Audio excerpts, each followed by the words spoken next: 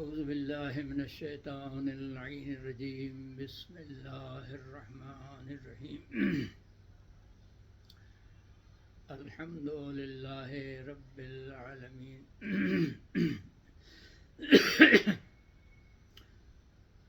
وہ خالص و مخلص حمد و ثنا جو اللہ ارحم الراحمین کے شکرانے نعمت کے طور پر بغیر کسی لالچ اور خوف کے اس کی بارگاہ میں ہدیہ کرنا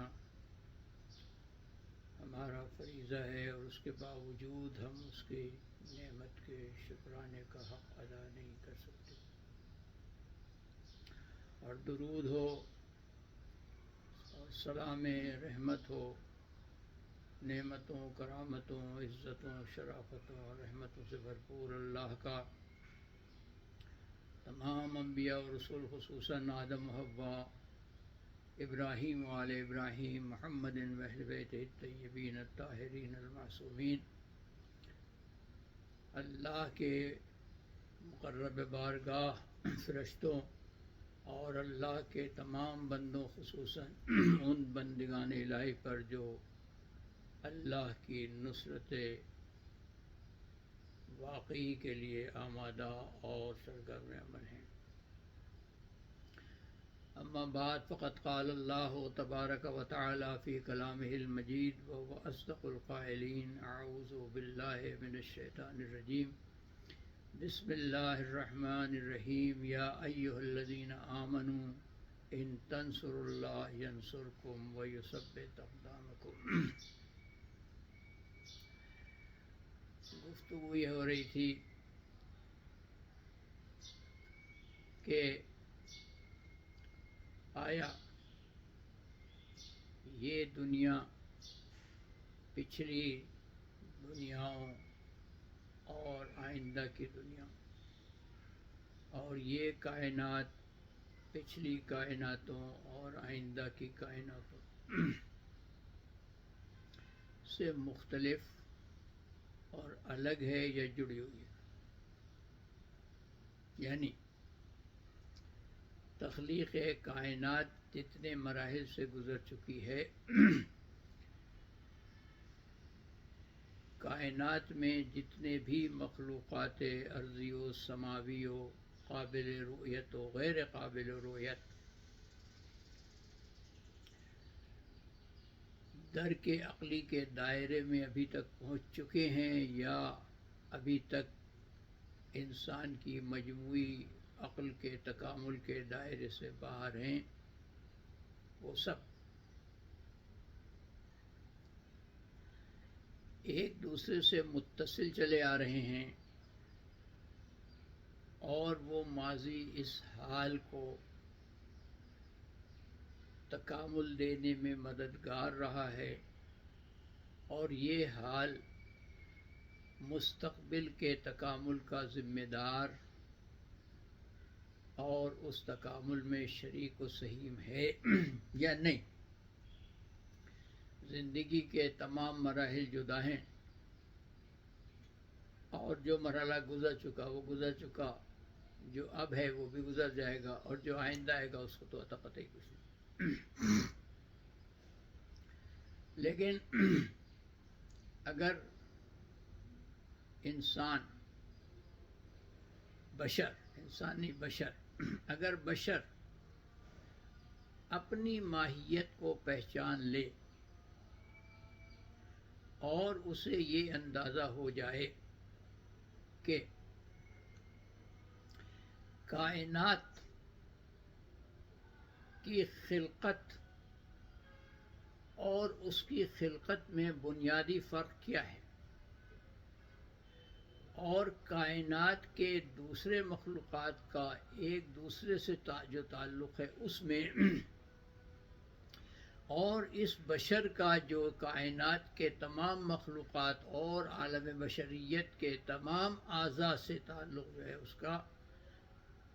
اس میں کیا فرق ہے، اور کائنات کے دوسرے مخلوقات کا اللہ جل جلالہ سے یعنی خالق کائنات سے کیا تعلق اور رابطہ ہے، اور اس کا رابطہ اور تعلق بحیثیت بشر اور بحیثیت خلیفۃ اللہ ہونے کے، بحیثیت صفات الہیہ کا پیکر ہونے کے اللہ سے کیا ہے، تو بات سمجھ میں آ سکتی ہے کہ یہ بشر کیا ہے اور اس کو کیا کرنا چاہیے۔ جب تک ان سوالوں کے جواب پر ہم اچھی طرح غور نہیں کریں گے، مختلف سوالات اٹھتے رہیں گے۔ یہ بنیادی ہے بات۔ یہ جو ہمیں ایک تصور دیا گیا ہے کہ اس دنیا کے بعد کی دنیا اسی جیسی ہوگی اور اسی جیسی عورتیں ہوں گی اور اسی جیسے شراب ہوگا اور اسی جیسے دریا ہوں گے دودھ کے اور نہروں کے اور پریاں ہوں گی اور غلمان ہوں گے اور طیور ہوں گے اور پتہ نہیں کیا کیا ہوں گے۔ جب ہم اپنے ماضی پر غور کرتے ہیں تو ہمیں پتہ چلتا ہے کہ نہیں، ماضی میں ہم اپنے ماں باپ کے اعضاء میں جب ہم اسپرم کی حالت میں تھے اور جب ہم والدہ کے شکم میں آئے تو اس میں جن حالات سے ہم گزرے ہیں اور اس وقت ہماری جو کائنات تھی وہ کائنات اس کائنات سے بے پناہ مختلف تھی، یعنی اس کا اس سے کوئی رشتہ، کوئی سنخیت ہی نہیں ہے۔ تو جب ہم اتنے فقط انہی دو ماضی کے حصوں پر غور کر لیں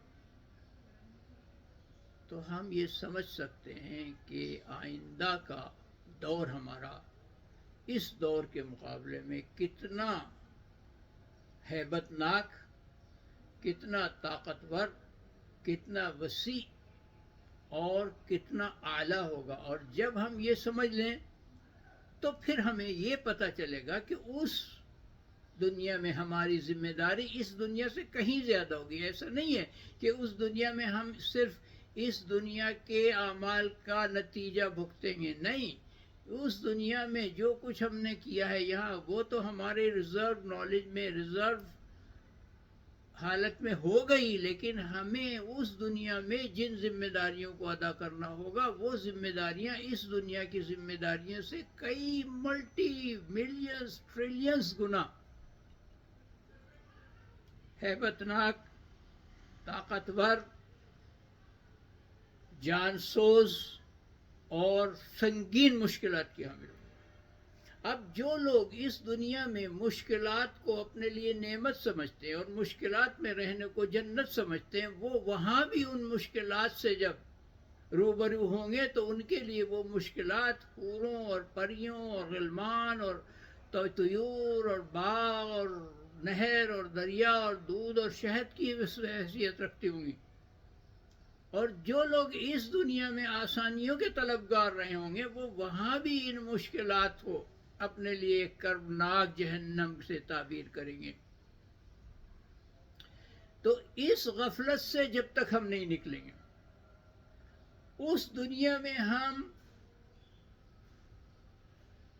جب جائیں گے تو ہم پریشر میں رہیں گے۔ یہ جو ہے کہ قبر میں فشار قبر جو ہے، یہ فشار قبر کیا ہے؟ کیا زمین ہم کو دباتی ہے؟ ہمارے جسم سے تو ہمارا تعلق ہی ختم ہو جاتا ہے یہاں سے جانے کے بعد۔ جسم پر جو کچھ گزرتے اس سے ہمارا کوئی تعلق ہی نہیں ہوتا، اس میں کیڑے پڑے یا کچھ بھی پڑے کیا فرق پڑتا ہے؟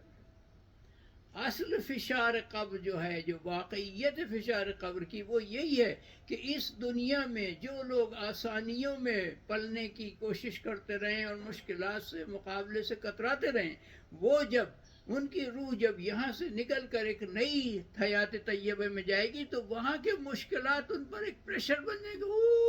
ہم تو یہاں اس سے نجات لینے کے لیے آئے تھے، یہاں تو اس سے بھی زیادہ پھنسے ہوئے ہیں، یہ کس جہنم میں آ گئے؟ وہی جنت انہیں جہنم نظر آئے گی۔ عزیزان محترم،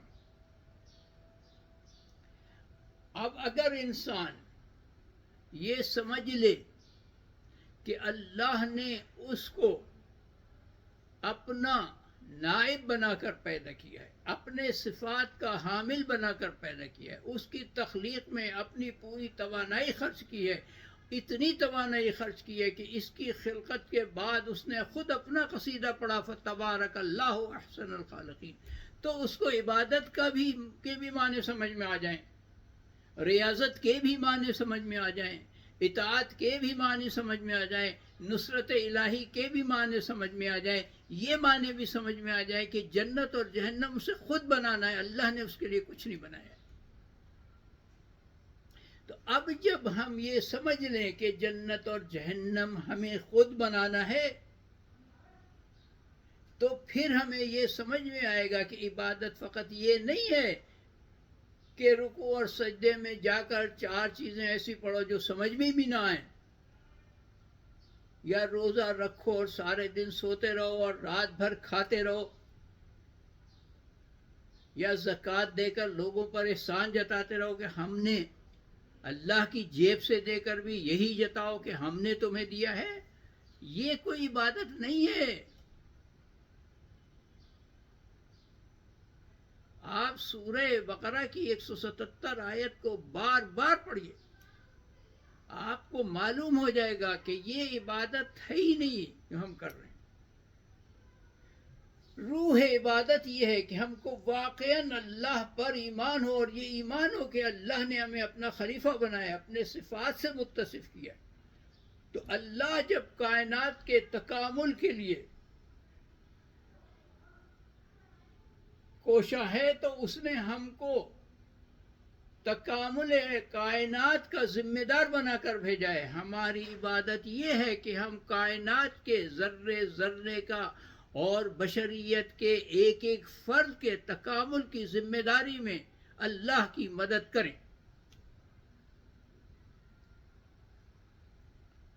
آپ کو کئی مرتبہ میں نے عرض کیا کہ بشر کے معنی یہ ہے کہ صاحب بشارت، لوگوں کے لیے خوشخبری لانے والا۔ اب ہم مسلمان تو ہر ایک کو جہنم میں بھیجتے ہیں، جہنم کو خوشخبری، جہنم خوشخبری۔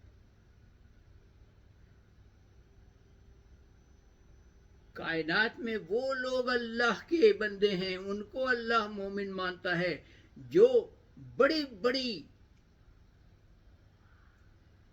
کائنات کی چیزوں کو کشف کرتے ہیں، اور ہم بشریت کے لیے، ہم کائنات کے دوسرے سیاروں اور دوسرے موجودات کے لیے سہولیات فراہم کرتے ہیں۔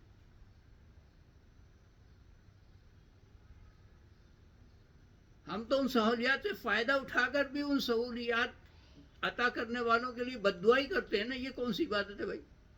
یہ کون سی دعا ہے کہ هل جزاء الاحسان الا الاحسان کے قرآن کو ماننے والے لوگوں کے احسانات کو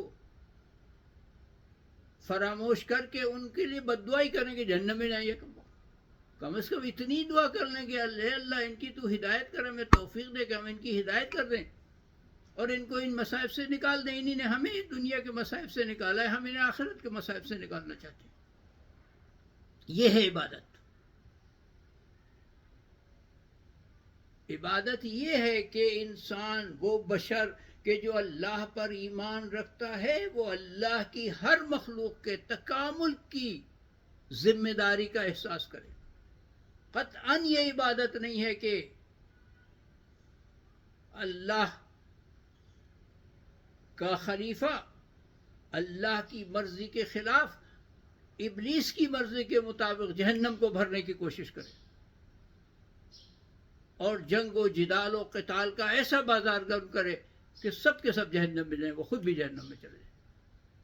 قطعاً یہ عبادت نہیں ہے، قطعاً یہ عبادت نہیں ہے۔ اس بات کو آپ پوری طرح سمجھنے کی کوشش کریں۔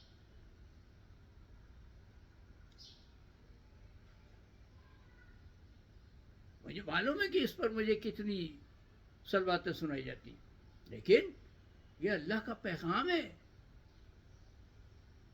یہ اللہ کا ہدف ہے۔ اللہ نے بشر کو پیدا ہی اس لیے کیا ہے۔ یہ کوئی کھیل تو نہیں ہے کہ اللہ نے تمام فرشتوں سے کہا کہ آج کے بعد سے ہمیشہ اس کی اطاعت کرنا، اور یہ فرشتہ ہونے پر فخر کرتا ہے۔ فرشتوں کو ہم انسان ہونے پر، بشر ہونے پر فخر کرنا چاہیے۔ ہم فرشتہ ہونے پر فخر کرتے ہیں، ہم فرشتہ ہونے پر فخر کرتے ہیں۔ یہ کون سا کمال ہے؟ یہ کون سا کمال ہے؟ ہمیں دکھا گیا تھا کہ فرشتے تمہارے تابع دار ہیں. ہم ایک تصوراتی جن کو اپنا تابع دار بنا کے بڑے خوش ہوتے ہیں کہ وہ جن ہمارے لیے یہ کر دیتا وہ کر. بھائی آپ کی طاقت خدا کی طاقت جیسی ہے. آپ جس جن کو ابلیس سمجھتے ہیں اس سے آپ کام لیتے ہیں. یہ کون سا تصور ہے؟ ہمارے عام مسلمان تو یہی سمجھتے ہیں نا کہ ابلیس جن میں سے تھا. تو اگر ابلیس جن تھا تو آپ جنوں کو مسخر کر کے کون سا کمال کرتے ہیں بھائی؟ وہ تو اس نے تو کہا تھا مومنوں کے پاس آئیں ہی نہیں. آپ خود اس کو اپنے سینے سے لگاتے ہیں کہ تو میرا خادم بن جا. تو وہ آپ کا خادم بنے گا تو کیا کرے گا بھائی؟ کیا کرے گا آپ کو خادم بن کے؟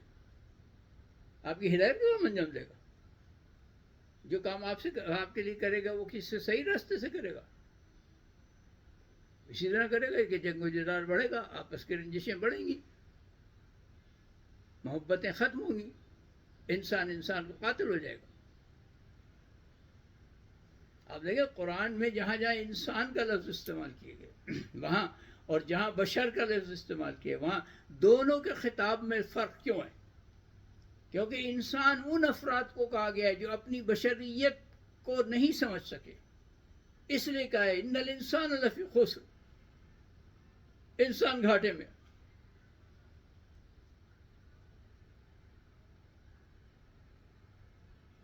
جہاں جہاں انسان کا لفظ استعمال کیا وہاں آپ دیکھیے کیا کہا ہے، اور جہاں بشر کا لفظ استعمال کیا وہاں اس کو عزت دی. تو وہ انسان کے جس کو اللہ نے بشر بنا کر پیدا کیا تھا، صاحب بشارت بنا کر پیدا کیا تھا، چونکہ وہ اپنی ماہیت کو، اپنی کیفیت کو، اپنی خلقت کو، اپنے نظام کو، اپنی ذمہ داری کو، اپنی طاقتوں کو سمجھنے کی کوشش نہیں کرتا، وہ دوسروں کی اندر ہی جھانکتا رہتا ہے. اس لیے وہ انسان بن جاتا ہے. اور جب یہ انسان بن جاتا ہے تو کبھی کبھی اس منزل پر آتا ہے کہ اللہ کو کہنا پڑتا ہے کہ یہ ہم کالانعام بل ہم اضل سبیلا، یہ تو چارپائیوں سے بھی بدتر ہو گئے.